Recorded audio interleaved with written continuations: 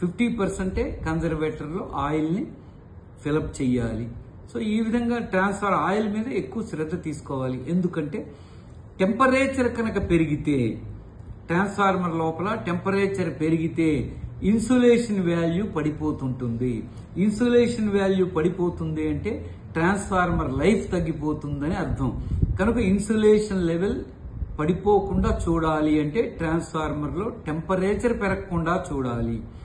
దానికి మన power transformers కి oil temperature indicators, winding temperature indicators రెండు ఉన్నాయి.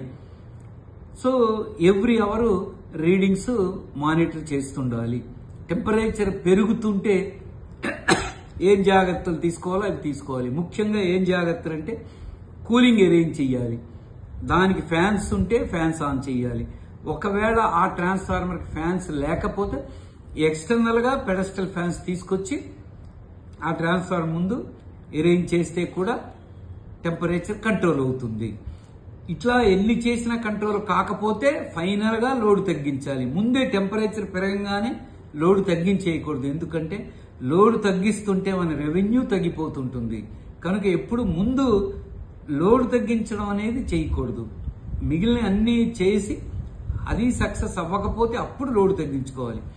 సో టెంపరేచర్ పెరుగుతుంటే అసలు ఇన్సులేషన్ లెవెల్ ఎందుకు తగ్గుతుంది అని ఆలోచిస్తే, టెంపరేచర్ పెరుగుతుంటే ఇన్సులేషన్, ట్రాన్స్ఫార్మర్ లో ఉండే ఇన్సులేషన్, వైండింగ్ మీద ఉన్న ఇన్సులేషన్ పేపర్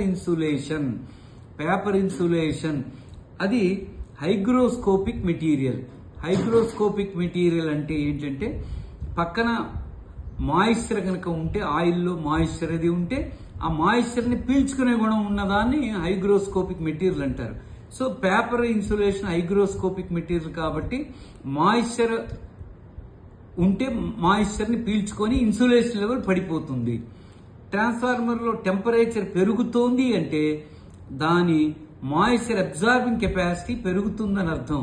అంటే ఎక్కువ మాయిశ్చర్ ని పీల్చుకొని ఇన్సులేషన్ వీక్ అయిపోతుంటుంది.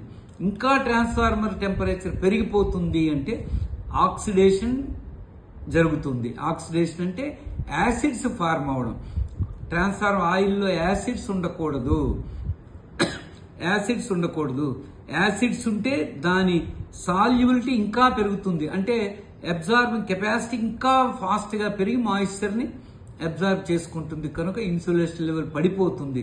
కనుక టెంపరేచర్ కి అంత ఇంపార్టెన్స్ ఉంది కాబట్టి టెంపరేచర్ పెరగకుండా చూసుకోవాలి ట్రాన్స్ఫార్మర్ లో. అందుకే ఎంఆర్టీ వాళ్ళు టెంపరేచర్ దగ్గర సెట్టింగ్స్ పెట్టుకున్నారు. ఆయిల్ టెంపరేచర్ కి 80 degrees alarm, 90 degrees trip, winding కి 90 degrees అలారం, 100 degrees